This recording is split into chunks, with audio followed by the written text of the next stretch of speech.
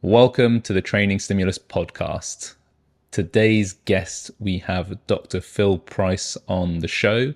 Phil is a professor, a researcher, a lecturer in strength and conditioning science at St. Mary's University, and he's one of my favorite people to talk to about the latest research and academia with regards to training. He runs his own podcast called The Progress Theory, and he has a lot of great episodes and great guests talking specifically about hybrid training, which is one of the topics we cover in this episode, as well as one of his projects designing exercise equipment for astronauts to prevent the atrophy in space, which is fascinating, and a little bit of top secret info there.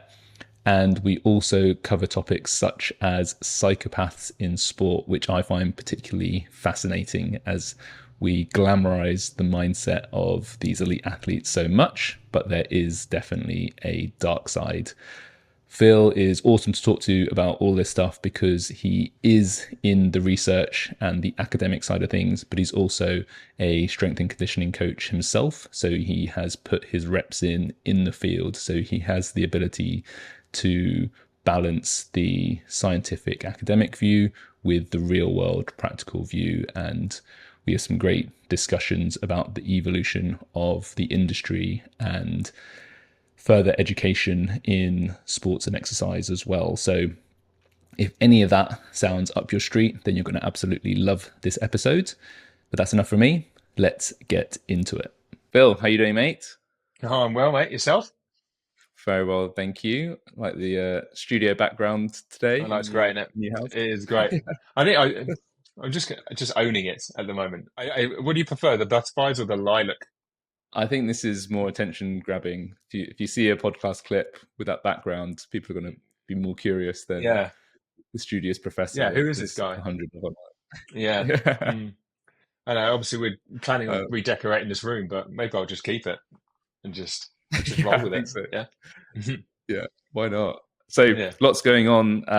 You've just moved house, obviously, and I think I'm trying to remember the last time we spoke. Now it's definitely multiple years ago, and last time we recorded a podcast, you were talking about your space research, how to condition astronauts to prevent the breakdown that occurs from Mm. being in space for long periods of time. Could you give us an update, please? How did that end up? What was the Yeah. outcome? Well, it's still ongoing. Um, it's certainly a slow process, and it seems like deadlines that have been set for huge projects, I mean huge projects, are slowly trickling back the years. Like this is should be ready by 2026, for example, and yeah, so I cannot see that happening at all.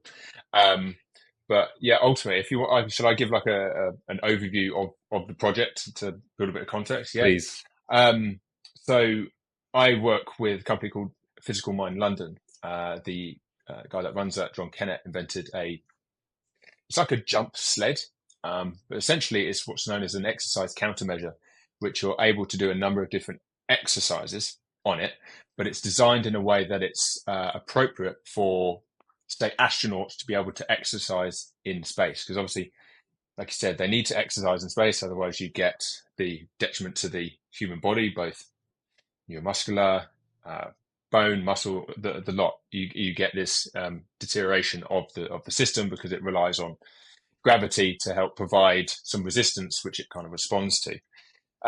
So yeah, astronauts while in space usually train around 2 hours per day to try and um, avoid this. They're not necessarily trying to improve like bone mineral density, for example, but they're trying to at least maintain it so that by the time they get back on the Earth's surface, it's not so poor that it's actually really, really quite dangerous. Um, so that's where we're at. But there are a number of different companies that have their own system that they're trying to get into space as well. So 2023, actually, I went to a conference. It was the International Space Station Research and Development Conference in Seattle. And it was such an eye opener for me because, they say, oh, it's the space race. It was America versus Russia back in the 70s. It's not that now. It's private companies all going against each other to try and get their equipment, whatever it might be, into space. And they are one, they're building the new what's called the Gateway. So the International Space Station is always going around the Earth, and it's always manned. The Gateway is going to be but that goes around the moon. It'll be manned about 30 days per year, but it'll be the first manned satellite that goes around the moon all the time. So that's a project where that will need to be fitted with exercise equipment. So companies are going competing with each other to try and get their equipment in it. And the International Space Station is going to be, as I said, it's going to be, everything inside it is going to be removed, taken back to Earth, and then that's by 2030. And then by 2031, they're going to let it sort of fall back down into the Earth's atmosphere and burn up. The International Space Station is getting old and needs replaced. So they're building a brand new International Space Station. So obviously we need exercise equipment in there. And then exercise countermeasures are a bit of a hot topic at the moment because people are still doing their 6-month stint out in space and coming back and still having reduced muscle atrophy, reduced bone mineral density, all of those types of things. So it's what can we do? Is it the equipment? Is it the type of exercise that we can do?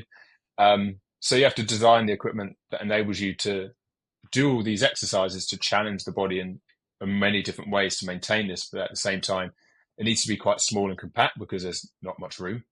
And you also need to, what's known as, keep the force within the system, because there's in the International Space Station, there is a treadmill in there at the moment, but you can only run on it at a certain speed because every time you make contact with the belt, you're obviously putting force, and then that force is then attached to through the treadmill into whatever it's attached to, which is the spaceship. So that can actually cause damage through the vibration. So that particular treadmill is sitting on I think it's several tons in weight, this big block, which is a vibration isolation system.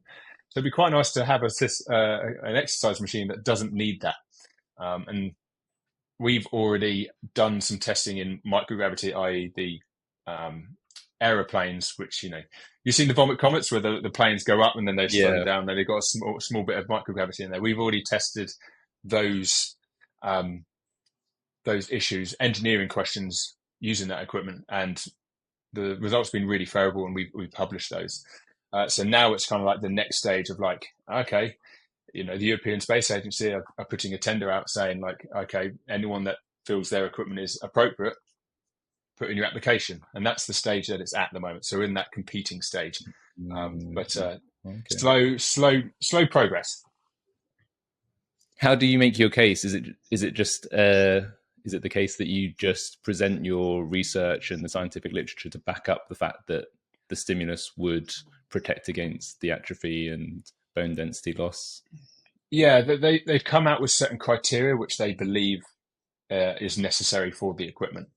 So we either go to them saying, well, why do you need this criteria? Or this exercise equipment satisfies that criteria for all of these reasons. So the more research that you can do on the piece of equipment, the better, because you've got an actual study to support what you're saying. I still think there's definitely more to do. I don't know what the other companies, what stages they're at, but it'll be an interesting competition, certainly. Can you share with us what some of those criteria are? What are the big ones that they're looking for? Unfortunately, I can't. They've kept it really quite secret. I don't know all of them, but I know a few. But we've got other members of our team that are highly involved in trying to support that. I did some testing with a number of different exercises, which the UK Space Agency wanted to know a bit more information about. But very unfortunately, cool. I can't say much more than that. Okay, fair enough. There was one other question that came out from what you just said there, was when they're running on a treadmill in space, what's the gravity situation like? I assume it's at least low gravity. So do they have something pulling them down onto the treadmill to keep their feet on it? Yeah, if you see them, they've got a bungee which goes around the waist, and then the bungees are attached to the side of the treadmill. So it does look very much like a normal treadmill, a bit narrow, but you're just kind of in this you know those bungees that kids sits in, like in between the doorways. It's a bit like that, but the opposite way around. It's going down to stop them, moving off, floating off. Amazing. Um, Yeah, yeah, even with the that must jump feel set that very we've got, we have like a seat belt just to make sure that they're attached into the system. Because when we started, so our piece of equipment was the first ever to actually do jumping in microgravity. Right, no one's ever done that before. But even when we went into microgravity, we didn't know that every time you jumped, would your legs just float away? If you know what I mean? And they didn't. So that was great because that really showed how feasible jumping is. And they can't do jumping currently on the International Space Station. So that's definitely a big thing that's supporting. The equipment's called hi-fi, so high frequency impulse okay. and microgravity. Okay. So Okay. we're Cool. we're good. We're good for jumping. In terms of the stimulus for bone density, how does jumping compare to heavy lifting? Because as people get older and osteoporosis and all that sort of stuff Mm. comes in, everyone's always trying to encourage elderly people to lift heavy to get stress through the bones. Are you up to date on sort of how they compare jumping forces versus just like heavy deadlifts, for example? They don't have exact numbers off the top of my head, but certainly for anything that's reactionary, we'll have higher peak forces. Um, and you kind of need that type of high force because if we use bone as the example, they respond well to um, short, intense stimuli, and they do Mm, tend to quite like it varied. So one of the key things we looked at is how to do different forms of jumps on the equipment and how we can manipulate the kind of like the peak impact loading, because that's where you're getting a lot of the stimulus from is that peak impact loading. And um, so that was great because whenever you jump on it, the first thing you do is kind of like you try and jump as efficiently as possible. So peak impact is quite low, but we can do things like at more stiff, land really stiff. There are a number of different things that you can actually do. Um, and bone really likes to be stimulated. Well, technically, it needs tension and force to stimulate remodeling. And there's two key ways you can do that. One is through axial loading. So anything that's going through the body. So landing from a jump is like that, or squatting, but landing from a jump is really quite good. And that's really key areas for that tend to bear a lot of load through your body. So key areas are lumbar spine and the femoral neck. So they're kind of key areas that we want to make sure that get that kind of stimulus. And then the other stimulus is through torsion, so being pulled essentially. So whenever you're doing an exercise, and if you think about muscles are lengthening, muscles are attached to bone through tendons, right? So they're not always like perpendicular to the bone, are they, or up like that? They're all at mm, random um, points. So you get the use of muscle pulling on the bone actually stimulates bone growth as well through tension. So that's why certainly landing can be quite handy because you are going through rapid deceleration, high eccentric forces, so that's going to create a lot of tensional forces happening on the bone. So if you can get anything that does both like that, that's why jumping is so beneficial because it can do that. And that's not to say you go in there, do jumps, and that's it. Like you'd like to think you'd have a piece of equipment that might jumping might be the mainstay of the program, but you've got other different exercises you can do as well. But at the moment, they can't do any mm. jumping, so it's like okay, we're missing that. We're missing that high reactive type force.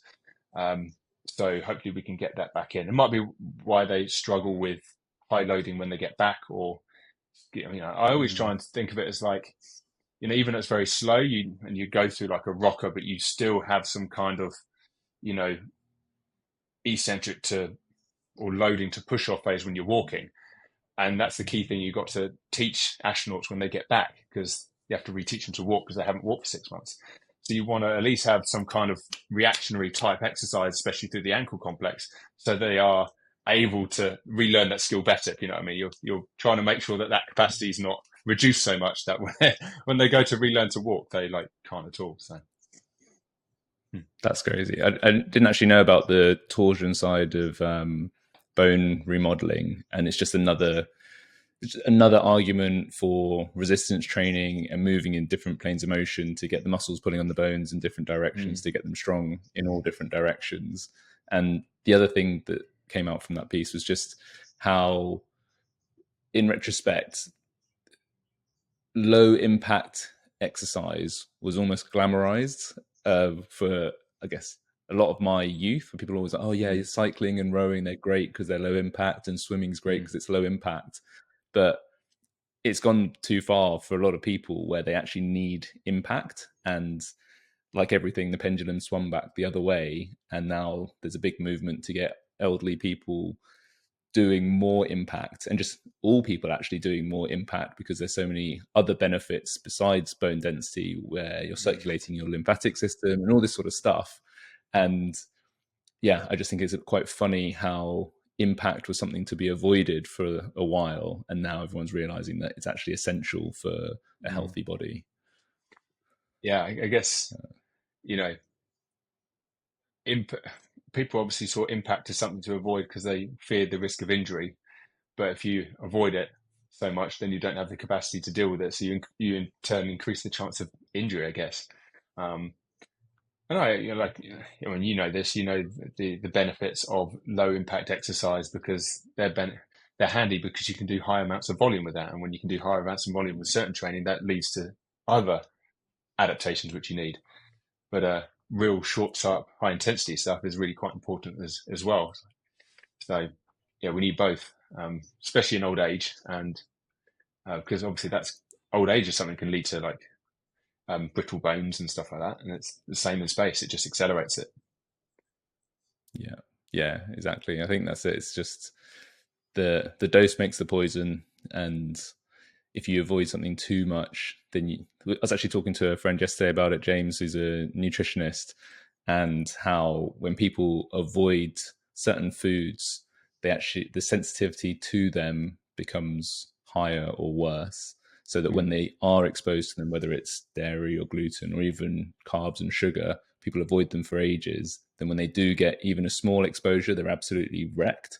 Whereas actually, if they'd have just kept them in their diets, because they don't have an intolerance, they could have just kept them in at a lower level, and then they wouldn't have such a system shock when they did have the exposure, compared to the average person who maybe they just have a constant low level of inflammation, so they don't notice the spike. But I think that is an interesting philosophy to apply to these sorts of situations. Yeah, certainly. No, I agree with that. So you touched on the need for low intensity training and high intensity training. I'm going to use that as a segue into training in general, hybrid training, and I'd love to get an update on your work with Omnia. What are you up to there? Yeah, so at Omnia, I'm, I guess, head of sports science there. At the moment, I provide an education platform because they've just rebranded, haven't they? And they've got, brand new system. It looks really cool. Loads of people have joined, new coaches on board. And it's definitely allowed me to really sink my teeth into developing that education platform. So currently I do one lecture a month, recorded, so that hopefully over time we get a library of really interesting lectures that people can delve into. You get access to them if you are a silver or a gold member. But I'm really enjoying developing those lectures. Luckily, the boys have given me quite a good free rein of how I want to do it in terms of topics and direction, which I think is quite key. And I'm trying to put across my ideas of learning into how I apply it, which I guess we could talk about. I know you want to talk about learning in general and higher education. So yeah, it's definitely, I definitely really enjoy it. Cool. And so for people who might not be so familiar with Omnia, could you give us a sort of quick overview of what they're trying to achieve, and then how your educational series fits into their vision and mission? So they are a company that provides training for those that wish to develop in the hybrid space. So it's like the combination of, I guess, to keep it simple, like two sports that usually when you train them separately, the adaptation for them don't always necessarily fully support the other. So you might want to be a runner and also develop as a powerlifter, for example. So the idea is that they're providing coaching services to allow people to pursue to improve in both of those performance metrics. They provide a number of different templates and through different levels that you can get access to coaches as well. So they provide a bit more one-on-one and make it adaptations to make it more individualized. So with it, you may have someone that just wants to do the training because they want to do that, or you might want someone who wants to learn a bit more around why is it we're able to do this. And I guess that's where I sit in. A lot of the people that sign up are also coaches themselves, which I think is great. Like if I'm not necessarily training for anything at the moment, I'm apart from I play rugby, but if I was going for a particular goal, I would try and get a coach because I think, you don't rely on your biases then, do you? You are, you fall back on there's less chance of you training with intent if you've just created it yourself, all of those types of things. So I always recommend going for the coach. And because many coaches sign up, they obviously want to sort of develop themselves with some of the scientific knowledge underpinning the decisions they're making with their training. So that's what I'm trying to achieve. They also have calls with Tom, who's a nutritionist. You've got calls with some of the coaches as well, which they talk a bit more on the practical side of things. I give a little bit more around what's actually happening to the human body.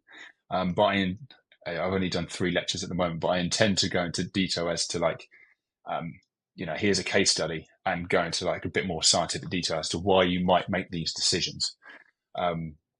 So that's where I see myself, is just to provide knowledge. And I think the more you learn, the more you want to get involved with the community. So that's why I think they're really good for employing many different people from the coaching side, from the nutritionist side, from an education side. You've got this whole community platform which you can engage and you can ask questions. And not only can you achieve physically, but you feel like you can achieve in many other different ways as well. That's brilliant. I love that. And when the coaches do sign up, are there any common questions or more misconceptions? What do you think the myths that are perpetuated in the hybrid space are that you are, dispelling for the Omnia students?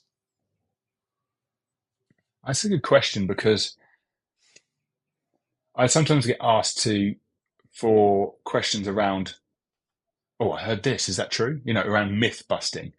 I try and avoid myth busting because you'll know that there's always nuance to every answer. So if you go real strong on one particular answer, it feels like you're just emphasizing the problem with more myths, even though if you believe that what you're saying is true. So I try and talk around topics and as to why you might think this is my opinion, and these are the reasons why. So for example, the first lecture I did was kind of what is hybrid training? And I thought that was important to start with because it's such a buzzword at the moment, isn't it, on social media? And everyone wants to try and utilize it in their way. And I try to give my reasoning as to why this is what I think hybrid training is. This is what I think concurrent training is. These are the differences. And I also talk around someone that might be more of a generalist versus someone who might be a bit more of a hybrid athlete and what the difference is. And you might flick between the two depending on what your goals at the time are. So I see myself as a generalist because I'm kind of I see it as like I might do a triathlon, might do a high rocks. Traditionally people think that's hybrid training, but I'd like to think that hybrid training is really sort of like focused goals around strength. You've got the programming for that when you're really trying to improve in like very key sporting metrics is going to be very different to say I am when I'm just trying to develop a well-rounded physical body to be able to take on a multitude of different tasks. You may liken it to maybe more of an off season to an in season, but so that's why I've tried to highlight that, and hopefully I gave my opinion without coming across too strong.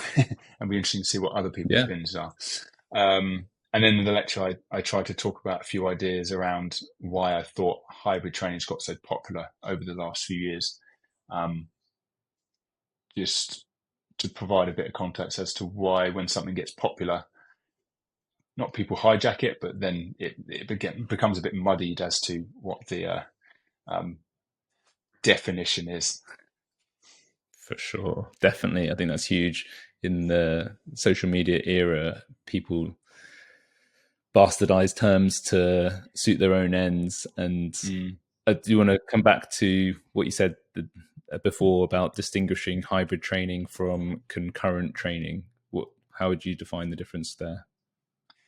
Well, I see concurrent training is just the combination of strength and endurance training. So a number of different sports will require strength and endurance. I liken that to a rugby player. So rugby players are always doing some form of concurrent training, aren't they? But their aim is to improve in rugby. Their aim is to improve the skill of playing within a team and to score more points than the other team. Whereas I like to think a hybrid athlete, say you've got someone like Fergus Crawley, who's quite powerlifting based and triathlon based. He's trying to improve in both of those individual sports simultaneously. So to me, that's very different, because if I was a rugby player and I improved my squat strength and I improved my, I don't know, people like Broncos and rugby, maybe I improved my Bronco, then I wouldn't necessarily become a better rugby player, but it certainly would help. Whereas that training for a hybrid athlete would clearly be a bit more focused around improving those particular performance metrics. So that's where I see the difference. So I see hybrid training is concurrent training, but not all concurrent training is hybrid training. It's like focused subsect of it. Yeah, and it's almost like the sport is hybrid competing in a similar way that CrossFit is the sport of fitness. Like it is its own end, whereas when it's to support another sport or a more traditional sport, then it's just concurrent training, because it's not the end in itself. That's a good distinction. I like that, because it does get to a point. It's something I talk about all the time, is that if you over optimize for the hybrid training or the CrossFit training, there's an inflection point when it actually starts to hurt the sport's performance, because you're optimizing for the metric rather than the actual goal of sports performance. And you can definitely see that. You hear it all the time, guys playing rugby, where they get too obsessed with the gym and they actually get slower, or they get different types of injuries because they care more about their gym numbers than their on-pitch performance. And I've seen many S&C coaches really sort of trying and push those, I say, squat numbers, because it almost feels like they're trying to show their worth within that whole competitive team environment. And they're important, but not necessarily because they saw improvements in squat numbers.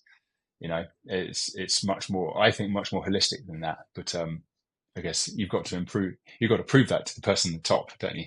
And they want to see improvements in numbers. So all you can do is like, well, they've improved. And then it's up to the sports teams to transfer that strength or fitness improvement into team play, skill set, that type of thing. Yeah, totally. I think that's an unfortunate drawback of the S&C role in a sports team, is that they're not the main character. It is a supporting role. At the end of the day, you're there to enable the sports coaches to do as much training as possible with the players without them breaking. So as soon as you start trying to make their strength and conditioning numbers be the main thing that you're working towards, you're immediately shifting focus away from the thing that really matters. And it's a difficult spot to be in, because like you say, you've got to justify why you're there and show demonstrable improvement in their strength and conditioning. But the strength and conditioning isn't the main thing. It's just one of the things amongst the whole plethora of other aspects to an athlete's performance. No, agreed. Yeah, that's very interesting. How one thing I just thought of there is obviously you've worked with a lot of students now studying strength and conditioning. Where do these students tend to go when they graduate? It varies. I guess I'm saying it varies because I've been at St Mary's for 15 years, so I've seen the landscape change quite a bit. Because when I first started, it was always like the key thing is like they've come from school or they've come from being a PT, but they want to work with athletes now. They were kind of doing this degree program, so they had a skill set so that they can then apply for jobs at professional sport. Then there was a shift. It was actually quite a few years ago. It was definitely before COVID, where people were already a sports coach in whatever it might be, but then they had this S&C string to their bow, and they were creating their own role. It made them indispensable. It made their own role within.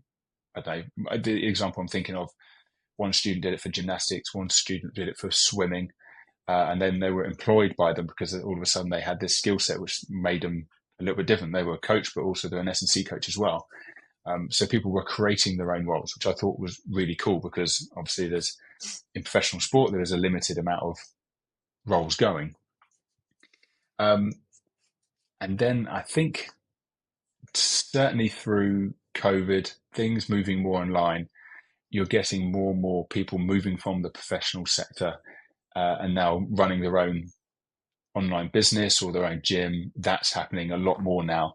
And I think people are liking the idea they might have their own facility and they'll have professional athletes come to them, but they're also still working with Gen Pop. So most of their money is coming from Gen Pop, which supports the work that they do with their athletes, rather than like only work with athletes. I think more and more people are finding a better work-life balance with that approach because I don't know, with football, like you're working every weekend, evenings, all sorts. So I think it's really changing, and you know, there's been times when I've had people contact me looking for like student interns, and this S&C coach is working for a professional team, and then 4 years later, I see them promoting their services online, saying, "I'm an online coach, I'm this, I'm that." So they've clearly seen something they found more attractive and moved. So now, because of the masters that I run, they already are in industry. So it could be a personal trainer, it could be they work in professional sport, whatever it might be. They already have a job, so they're working at the same time. I'd argue that that should be the case for undergraduate degree as well. Reason being is that it seems to be that people think like you finish school, then you go to university, you finish university, now you're ready for the real world. As like, no, I think people should start the job, do the job throughout the entire time they're at university, and then the university is just this add-on, which enables them to learn a bit more, express ideas, ask questions, because you know that most of the things that most key things that you learn are going to be on the shop floor, not in a lecture theatre. But that might be weird for me, who's a lecturer, but that's supplementary to what you're actually doing. So I think that's how you apply all the learnings from the lecture theatre, is because you're already working in industry. But people think that, well, they used to. I don't think they really do anymore. That you come to university, you learn it, and then you go work. It's like, nah. That's why I like the masters I do, because they're already working, and then you're getting people that are asking really interesting questions because they're already doing the job. They're just with a network of people who have a good level of knowledge that they can riff off. Yeah, so much of that resonates so much for me in that, well, the fact that they do so much better when they have some experience or they're already working, I 100% agree with, because without that, they don't have any context to how to apply what they're learning. So if you're learning all this amazing theoretical stuff, you're learning how it all works, but you can't actually at least visualize how you're going to be applying that when you graduate, then it's all these lovely thoughts and ideas, but you've got nothing to hang them off. Whereas if you've at least trained somebody who's been in the sporting environment, you have that context of like, okay, this is the sort of situation I can apply what I've just learned and I can see how that might pan out. Or you can go and apply it in the gym or at the training pitch the next day. That's so much more of an embodied learning experience, and that's it also sticks much better because you have used it straight away, whereas no one remembers what they learned in their GCSE geography unless they're thinking about it all the Longshore time. drift. Do you know what That's yeah, right. Longshore drift. erosion. Yeah. Meanders.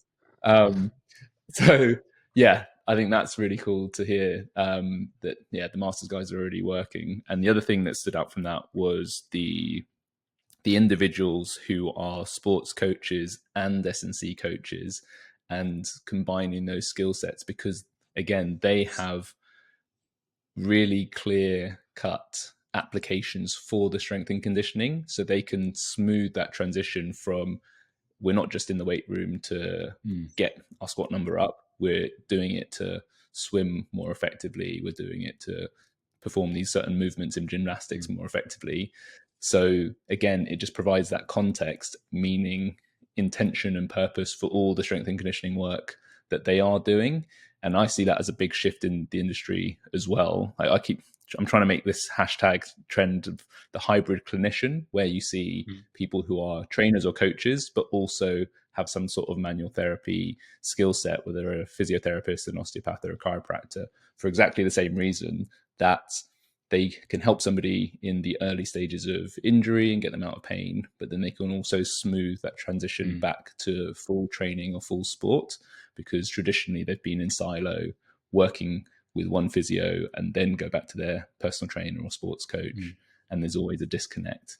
So it's cool to hear that that's happening. And I think those individuals are just owning niches because their specific combination of skills, there aren't many people who have the same ones.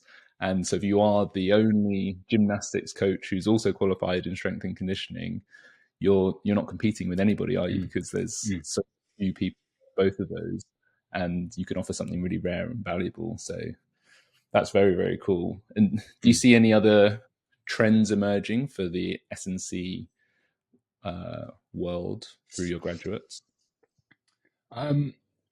Mainly to highlight what you've kind of said, because on our masters we get a lot of physiotherapists, some osteopaths, chiropractors, where they're coming to do a master's in S&C, because I always see it as like you've got injured athlete, elite sport athlete, not injured, and there's a continuum. So you might have physios more around here, S&Cs more around here, rehabs, sports rehabs kind of in between, or more towards the injured side. And it's not necessarily that you're going to be like expert in the whole continuum. You might focus your area in one continuum, but you have a good knowledge of the rest of the continuum, which helps your practice in the area that you're niching. So like we get a few undergraduate students in S&C, and they're like, "Oh, I was thinking of doing a master's in S&C." And I'm like, "Why? You've got an undergraduate degree in it. Do like rehab or physiotherapy. Like that would be much more beneficial to you." But I guess they see it as like, I just want to work with these types of athletes, so I need to know everything I need to know about that. So, nah, I would have done a different approach. But yeah, that's why I think it's good that physiotherapists are coming to learn S&C, because it's adding that string to their bow. And there's this, there's this critique at the moment, isn't there? It's like, well, why isn't strength training input in a physiotherapy degree?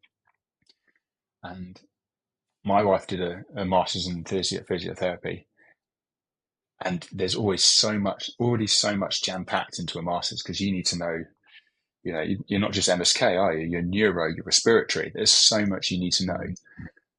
It kind of makes sense that instead of just jam packing a half-assed strength module in there somewhere, like do a separate course once you finish that to improve yourself over a number of years, and that would be better. So I'd argue that, strength and conditioning shouldn't be added to a physiotherapy degree, but it's still important to learn.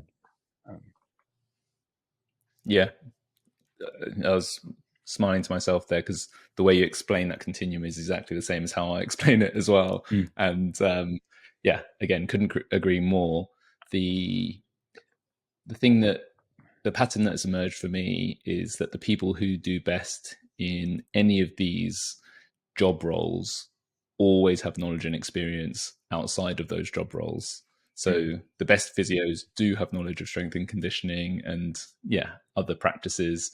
And the same goes for the best coaches and trainers. They have learned something else to complement their skill set, because you need to be, what's the saying? Like, you want to be an inch deep and a mile wide, as well as an inch wide and a mile deep. So you need to have your deep knowledge and expertise in one thing, but you need to have the ability to zoom out and see the bigger picture. Otherwise, the other saying is like, when all you've got is a hammer, everything looks like a nail. So if you're only a physio, and that's the only lens through which you can see things, you're only going to find physiotherapy-based solutions. Whereas if you have an appreciation for the bigger picture of sports training, strength and conditioning, then you can have more appropriate tools for the situation in front of you. And I think that's a massive trend I'm seeing as well, is the people who are doing really well are able to zoom out, see that bigger picture, and give people what they need to move them up that continuum, whichever stage they're at. Because it's a gray area when rehab becomes training. At the end of the day, it's all training, in that we're just imposing a stimulus on the body to make it adapt positively. So principles are the same, actually, whether you're doing early stage rehab or late stage performance training. It's just, how do you tweak certain variables to get somebody the outcome that they're looking for. So that it's really cool to hear that you're seeing it the same way from your perspective. Cool. And in terms of other sort of trends from inside academia, what are the hot topics of research at the moment that you see from where you're sat? From in my area, or just research in general, what changes are happening? From your area first, let's start with that one. Okay. Yeah, well, it's fortunately probably last time there isn't loads that have changed, because research does tend to take a long time. What I do like that has happened is, I think people are starting to ask better questions. Because if you look through some of the hybrid stuff, you look through some of the CrossFit stuff, the answers often become a bit more, not like, well, why, you didn't have to do the research for me to tell you that. But there's an element of, if we do all of these tests and try and find some kind of correlation, for example, to a particular CrossFit, I don't know, Fran time or something like that, it's usually those that are stronger, fitter, that are better at it. And it's usually because they are the population that they've got through. It's like your local gym member. And that's absolutely fine. But that's obviously the answer that you're going to get to at the end. But people are kind of utilizing that research and thinking like, well, how do I apply that to this elite athlete that I'm working with? And the elite athlete is difficult to work with, because they're not going to like do a research study unless it's very specific as to what they're doing. I think, the WOD Science guys. I think that what they're doing is really good, because they're able to get the elite guys in, test them, see how they're different. What kind of physiological mechanisms enable them to operate at the level that they are, and from then we might be able to track them. It is a little bit in terms of n equals 1, but at least we can understand things a little bit more. So I think we're doing a little bit more than that. It doesn't mean your general population hybrid CrossFit type questions are not important, but only doing that leads to these generalizations, which can cause problems when people try to apply them to very good athletes, or try to explain it in the terms of very good athletes. It's the same with the whole VO2 debacle, isn't it? Like all this around VO2 and longevity. And if you take the whole population, of course you're going to get that trend. Those that are generally fitter are generally going to live longer. Whereas if you suddenly took the top end of that and see where that link is, it probably won't be as clear cut, because the other factors are involved. hopefully we're getting research which enabled us to answer those specific questions, like what's happening at the top level, because we kind of need to know, but they're hard to ask those questions because they are elite and they've done things in a certain way that enables them to be that way. They're not necessarily going, oh, I'll volunteer for this study, because it takes them out of their training. Yeah, that's really cool to hear. That VO2 max example reminds me of one that always ruffles my feathers, where Peter Attia, who I'm a big fan of, but he always cites this research about how grip strength is associated with longevity, and the recommendation is that everyone should be training their grip because it will make you live longer, when that's not what it proves. It just shows that there's a correlation. And maybe it's the fact that people who train are healthy and active happen to have stronger grips, and that's why they're living longer. So you've got all these people buying grip trainers thinking that's going to extend their life, when, you know, at least if they did a deadlift or something like that, that's actually going to have a much better carryover to longevity. But I think that's the problem with pop science, is just when things get filtered down through podcasts and clips and sound bites, then people draw these snap conclusions and think, this is where, and it'll be interesting to see what your opinion of this is, because, you know, people have limited attention, so they just want to hear those sound bites. And I reckon if you spoke to Peter Attia, he'd probably explain what you've just said, but through him is this idea that grip strength equals longevity, so I should train grip strength. Yeah. And it's almost like, well, how, if you're a Peter Attia, how do I get that across? That is not quite what I'm saying. And it's probably not what the research is saying as well. They're saying, well, there is those that had stronger grip out of this lot did tend to live longer. You know, there's a correlation, not necessarily a causation in this case. So like, how do you get that information out there when it's going to go through Chinese whispers, and then the people that get blamed are Peter Attia and the researchers, where it's like, no, that's not what I said. There's so many times there's been criticism research, and the criticism should be the interpretation of what's happened in the research, either by the researchers of the data they collected or the person reading the literature. That's where you get most of the problems, because they've tried to generalize it in, like, no, I'm not saying that. And then all of a sudden it catches fire because, you know, things that are made simple catch fire. Spot on. It's a perfect segue for one of the things I wanted to ask you about in terms of the future of education, because of the commoditization of information. Like, soon everyone's going to have access to an even bigger body of data and resources and information through AI. Obviously the internet's already massive for that, but, you know, people are just going to be able to chat GPT any question they have. And how do you see that affecting the traditional models of, number one, education, but also research is going to be very interesting in terms of doing like meta-analyses and things like that. Yes, certainly. Yeah, pros and cons to AI.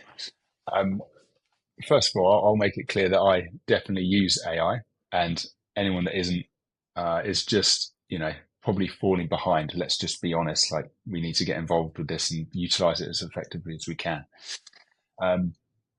When I've used AI, I feel very fortunate to have gone through that learning process where I didn't have AI, because I'm reading what I'm doing. I can easily critique. I can easily see where it's like, oh, that's not really been written by a human.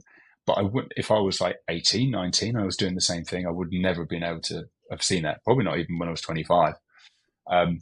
So I feel like I'm in a good position where I've learned it without it, and now I can use it to help rather than use it to do everything.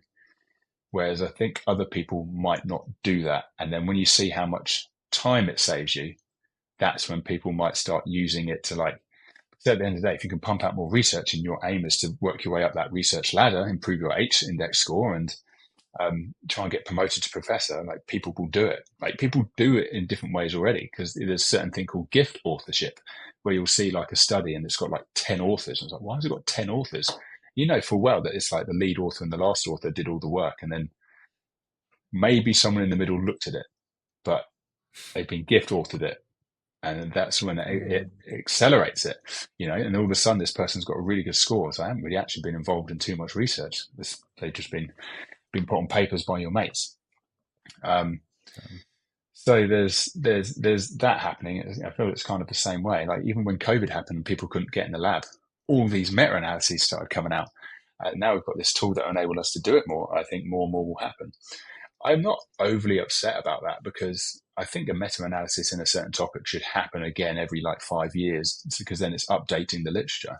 That lecture I talked about, or a lecture I did for Omnia, I highlighted that here's a meta-analysis on concurrent training in 2012.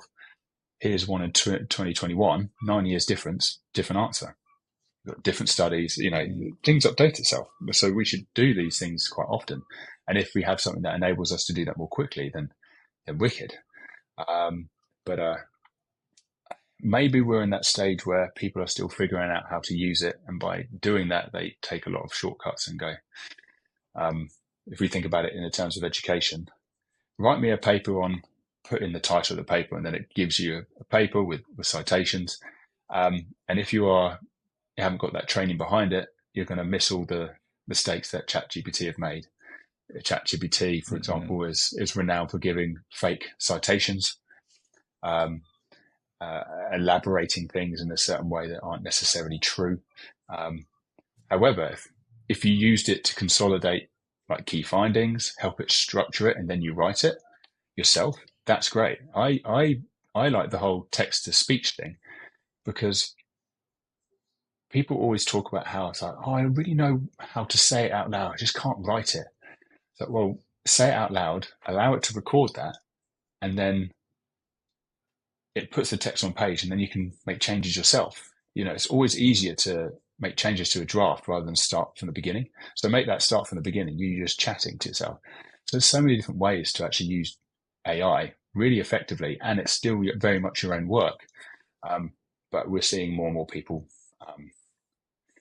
not doing that. So I think education on how to use AI is really important, rather than taking it away. Because if you take it away, then people will then start using it anyway, and they'll start using it badly. So for sure, yeah, I think it's inevitable. It's going to be a big part of all of our lives, whether we like it or not. And very interesting points you made there. I think, well, we were talking about it before hitting record, that some of the stuff that it had pulled on you, I was using ChatGPT to see what you've been up to and do my research, and it makes false inferences from information that's kind of there or thereabouts, but it's not actually accurate. And I think in science it's especially dangerous, because if you're trying to establish as close to reality or the truth as possible, those sorts of reading between the lines can directionally change the information. And one of the other things that I've noticed when I've been playing around with it and asking it for stuff in my area is that because of the nature of a language learning model, it's making a best guess based on the information it has available, which is often quite out of date. So it will give you an amalgamation of what the general consensus is, which, again, with science, if you're at the edge of knowledge and you're looking to move the field of the industry forwards, by definition, that information isn't going to be available. So it's going to be extrapolating from what we already know, rather than having a blank canvas and looking at things rationally and with an open mind as to what could be something that we don't already know. So from a research perspective, I see it being quite dangerous if not used with a lot of caution. Do you see it that way as well? Yes, certainly. You don't really, even though they provide the sources, you don't know what's causing it to get that particular source. ChatGPT tends to confuse itself as well. So I don't use it where I've asked it multiple questions and then it starts kind of confusing itself and starts saying the wrong thing. So then I start again because I feel like, oh, we're in a closed loop or something. That might improve over time. But, you know, it might end up getting a lot of this information from a blog post, which is way too simplified, and you're trying to utilize it in a very detailed way. And then it's not really quite what you're trying to get. So, which might be fine if you're just creating a newsletter or something like that. But if you're trying to create an academic piece of work, not so much. Yeah, one thing you said earlier that I'm just thinking of again now is how research takes a long time. Like obviously, setting up an experiment, and yeah, if it's even like a 12-week training block, it takes 12 weeks to do the training, let alone the setup and the write-up afterwards. How do you see, this is not just limited to AI, but in terms of the industry trends where, let me try and phrase this neatly, with education, in traditional education, those update cycles have a necessarily long period of time because research takes a while and then it's got to go through the traditional institution, the syllabus gets approved, the professor gets promoted, whatever it might be, to get courses updated. But now with technology, so much more information is readily available and soon will be very easily manipulated into different shapes and formats. And, you could knock up a course on strength and conditioning for swimming through AI.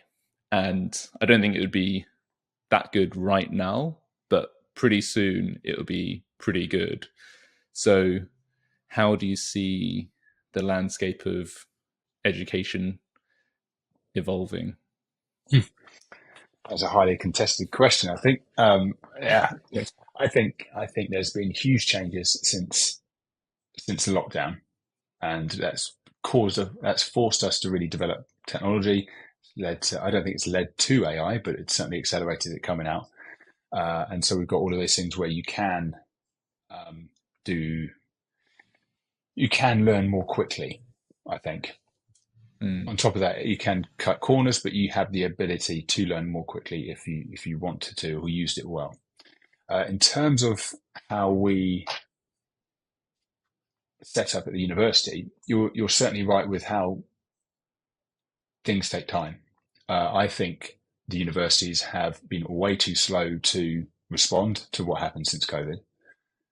Absolutely way too slow. And we talk about how you can get pretty decent things on YouTube now.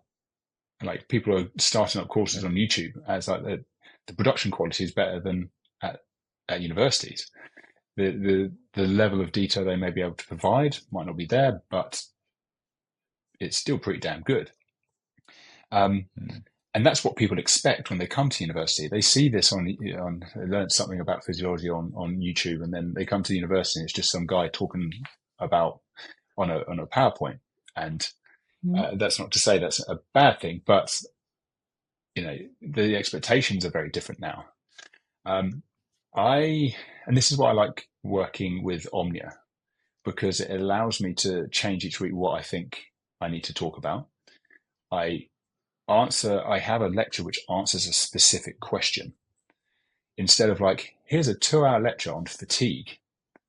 I was like, no, we're gonna work for 40 minutes because people switch off after 40 minutes, and we're gonna talk around a question because then I can explain the science in the context of this question, which allows for more applicability at the end of it.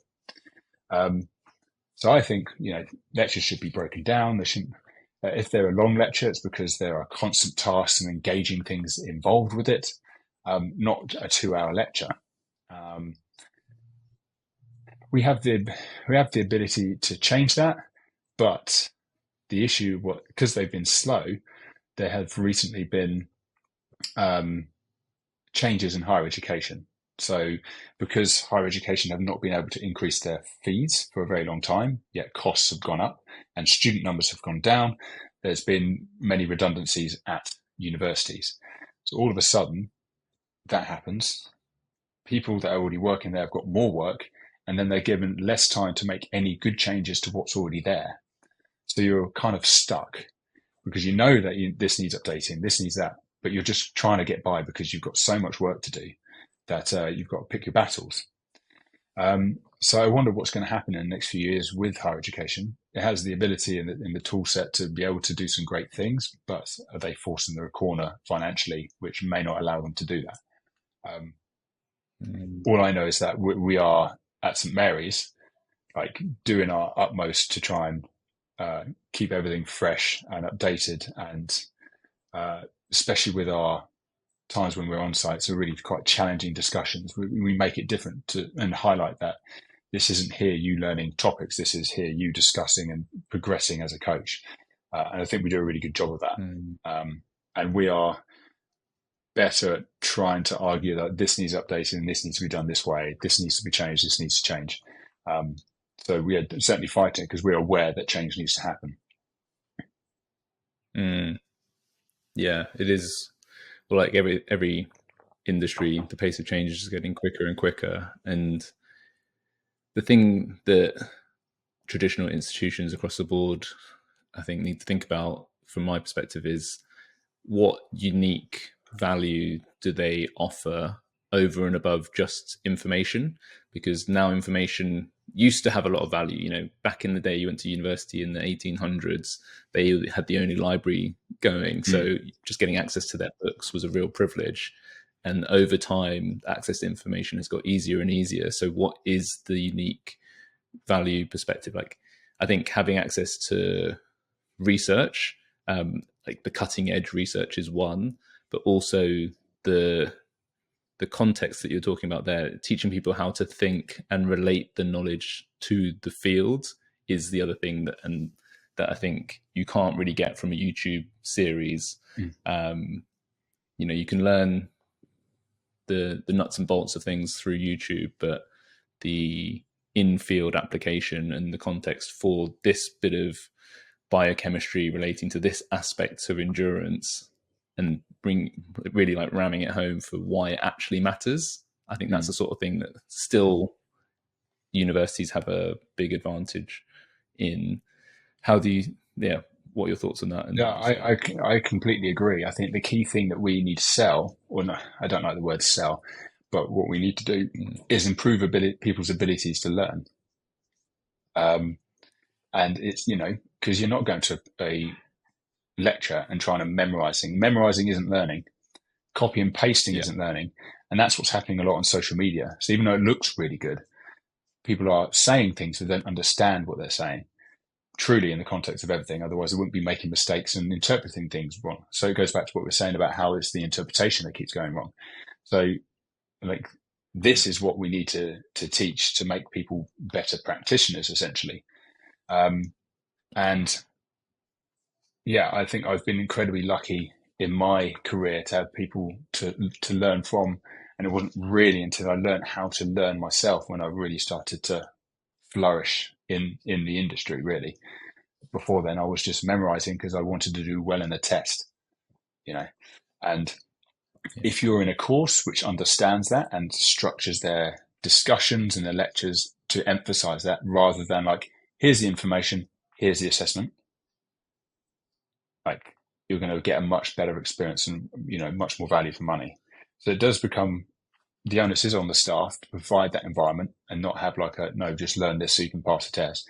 But it also is the perception of the person coming in, oh, I just want to get a good grade because a good grade shows that I'm good at what I'm doing. It's like, nah, like the most I've learned from, and thinking of two particular presentations I did during my master's, was one where I got a really good mark and one where I got a really bad mark, like I just passed. And it's because I knew the reasons why I made all these mistakes, which led to it was a 51. So I was like, well, I'm not going to do that again. So I made all these changes. I created the presentation as a story. They were both presentations. I even snuck into the lecture hall to practice speaking the presentation beforehand. And then all of a sudden I get a good mark. Mm. So that's why I remember those two, and that's where I learnt the most, because you learn more from your mistakes. So thinking that I just need to get a good grade isn't the thing. Like, you could get bad grades in the beginning and get good grades at the end. That shows that you've actually learnt a lot. Um, that means a lot more to me. And even when I get asked from people outside, like, have you got any students you can recommend? Like, the good students on average will get between like a first and a 2-1. It wasn't necessarily like, right, well, they're getting the highest mark, so I'll recommend them. It doesn't work like that, because they might get really good marks in these certain situations or assessments, but they just can't communicate very well. So you need a good communicator. Well, this person's getting 62 on average, but I reckon it would be a really good fit. Um, so yeah, it's a lot more than just a grade. 100%. Couldn't agree more. It's one of the things that when people are inquiring about mentorship, some people ask about certificates, and we are actually now CPD accredited. Quick plug there, but Oh, cool. I kind of don't. I don't like those questions, because you're doing the education for the clout or for the letters after your name to say you've done it.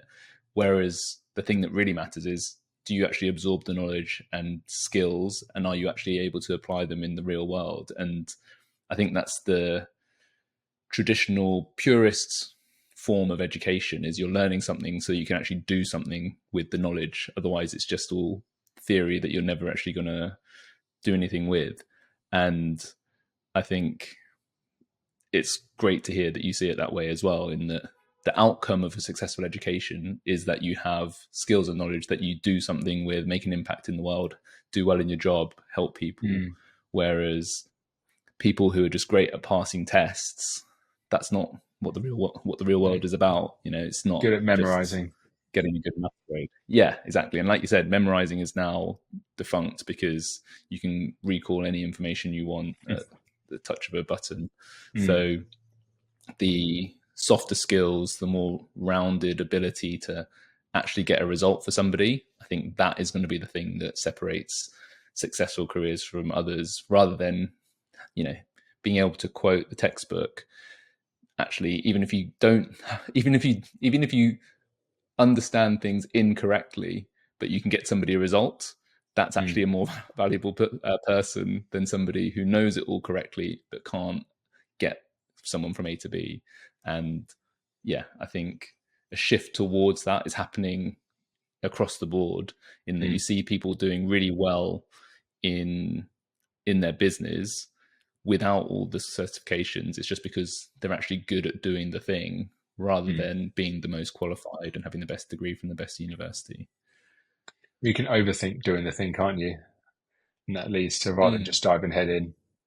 I like that YouTube channel, the School of Hard Knocks, where he goes around and talks to millionaires and billionaires. You remember that guy? And a lot Yes, of the love people he it. talks to are the ones that, like, they either dropped out of college or they didn't go to college. They just got their head and worked their way up and learnt on the way. And you're like, Exactly. that's really quite important. Like, that's not to say a college degree wouldn't help, but like, it won't help if you don't have that bit as well. Exactly. Yeah, it's not the only thing. Or yeah, I don't know if it's even the main thing nowadays, because you can learn so much of what you need to know through other means. Like, I think most of the valuable knowledge I got has been since university, not at university. It did teach me how to learn and how to think. That was very useful for me. But yeah, most of the stuff that I actually use in my career has been learned since then. And well, this is quite a nice segue again to one of the questions I wanted to ask you was on the Progress Theory, your podcast. You get some awesome guests. And for me, one of my best sources of learning has been podcasts. And one of the reasons I love doing a podcast, get to speak to people like you and learn from you. From your guests, what's been something that stands out as a surprising bit of knowledge you've gained? Ooh, surprising bit of knowledge. I'll try and link it back to the recent theories that we've just released. So if anyone, quick plug from me, the Progress Theory has just released 11 episodes, which are all really good. So definitely check them out. Um, I guess it was one of my favorite episodes because it's so far out from my wheelhouse. So, do you remember the episode on psychopathy in elite sport? I don't think I've got that one actually. Yeah. So, the reason I started thinking about this was because I was getting irritated online by hearing people talk about, oh, the best people that succeed are the ones that are humble. They're such nice people. And then you actually look at the people that have risen to the top and they've got a real aggressive side to them, win at all costs. I was like, right, you're just saying what people want to hear. This isn't quite true. And you hear about like people like surgeons, they reach the top of being a surgeon, reaching the top of being a CEO. They've got a ruthless side to the point where it's like, those with psychopathic traits do quite well as a CEO. I was like, well, okay, sport is ruthless. Do you find that people get to the top end of sport with that kind of trait? Are they quite beneficial in those situations? And it was a massive eye opener because I contacted one person to discuss it, and then she went, "Oh, maybe you want to speak to my research team as well. We could do a roundtable." Yes, we can. Yeah, we can. So I had three people on, and it was just incredible. So we really talked about the differences between those. Again, I'm still not well versed in this particular area, but they talked around the differences between those with antisocial behaviour who might steal the handbag from a gran versus a psychopath who would convince the granny to give them the handbag and then make them feel good about it. There's a very clear difference. And it's only about 1% of people have these kind of traits, but they talked about how they could be beneficial because you've got to make a lot of sacrifices, and if you had a lack of empathy, you probably wouldn't feel that as impactful. But at the same time, they really talked about the downside of glamorizing it to the point where people might see people utilizing these tactics and think that, oh, that's a good thing, I'm gonna emulate that, and it just leads to poor relationships, things break down. They were very clear on not being an armchair psychologist, so that they would not suggest who could be a psychopath based on what traits that they emulate on screen. One, because you just don't know, and that leads to problems, and it's very unethical. Two, that person might have curated a certain image online and you're not seeing everything. So you don't have all the information. So you shouldn't make big judgments like that on limited information. What they did talk around was around those that may have psychopathic traits are quite often those that are really charismatic. That's not to say those that are charismatic are psychopaths, but generally people that are psychopaths are incredibly charismatic. So lucky for me, I've got a really boring personality, so that rules me out. So, but it was just really interesting to see different sides of what it actually is, where it might be beneficial, but at the same time, like, this is not something we should be encouraging. So yeah, I definitely recommend check that one out because it's very different to other things that I've done, but it answers a specific question, and that leads to you talked about the reasons why you like podcasting, and it's the same reason that I have. Like, I have questions. Where can I find the answers?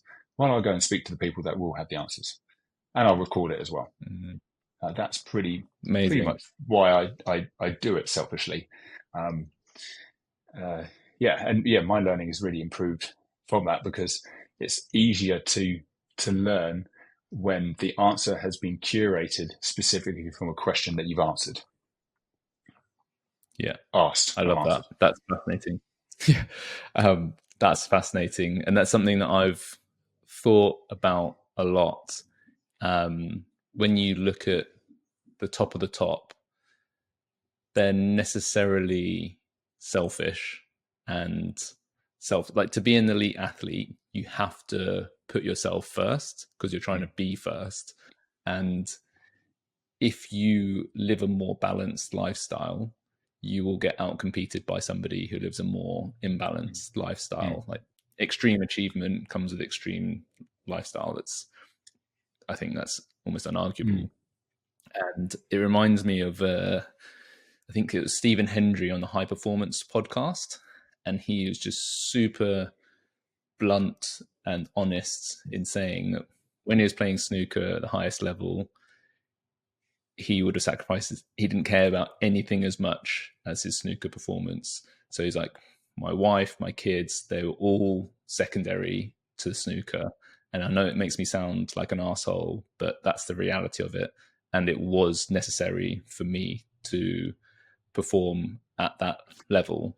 And I think that's something that people don't often, acknowledge, that we put all these sports stars or anyone who's achieved in any industry on a pedestal, but there's a dark side that complements the extreme success in that singular dimension. No, I completely agree. When viewing or listening to that podcast, did it allow you to reframe your expectations? Because the Psychopath one did for me. Because I was like, well, okay, what's important for me? And that changed when I became a dad. And so my idea of success isn't necessarily being the best of whatever it might be. It's being the best to a level that allows me to balance that lifestyle. So there's like, I want to be as good as I can be without sacrificing here. Because then if I get better, that goes down. So I feel like there's always going to be a limitation of how far I go in terms of career, but I'm really quite okay with that, because I'd rather be someone that, like, I like writing books. So you've got my book, The Science of Fiber Training, out. I like writing books. I would love to be like a full-time author and still do research. If I had a role where, I could drop my kids at school, go work, and then pick them up on the way back, I feel like I'm living the high life. 100% agree. I think that's, you kind of got to come to terms with the fact that there are prices to pay for certain achievements and accolades, and some of them just aren't worth paying. And I've had similar thoughts myself in terms of,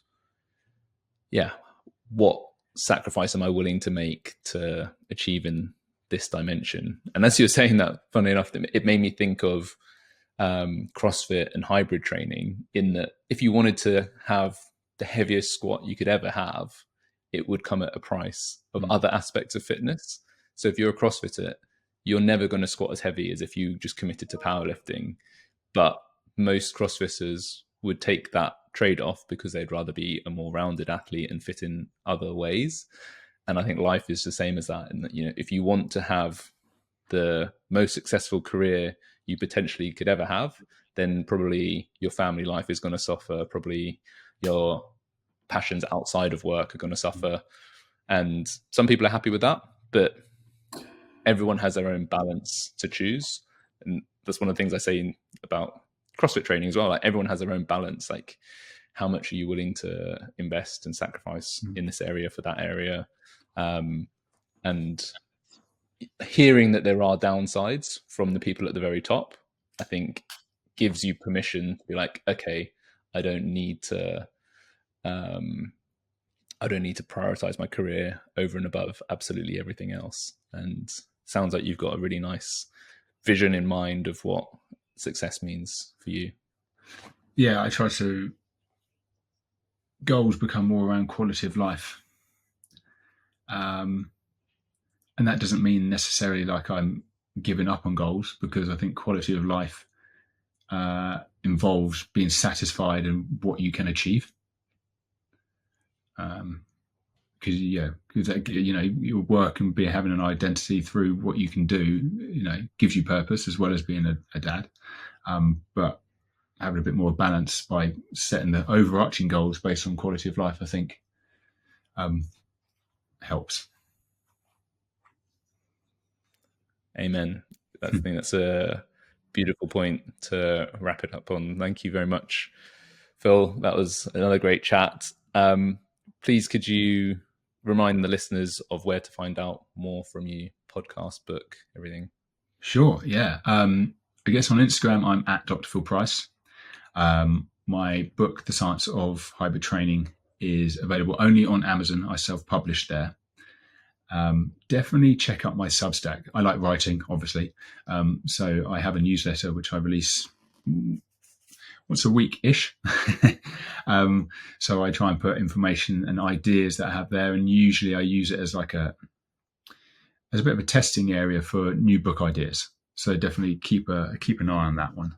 Obviously, I have the podcast, which is The Progress Theory. So check that out. We've got a YouTube channel. It's available whenever you get your podcast. So that's where all my stuff is. Awesome. Yeah, I'd heavily recommend that as well. And I'm going to be queuing up that Psychopaths in Sport episode. Yeah, definitely check it out. It was crazy. Thank you so much for your time, Phil.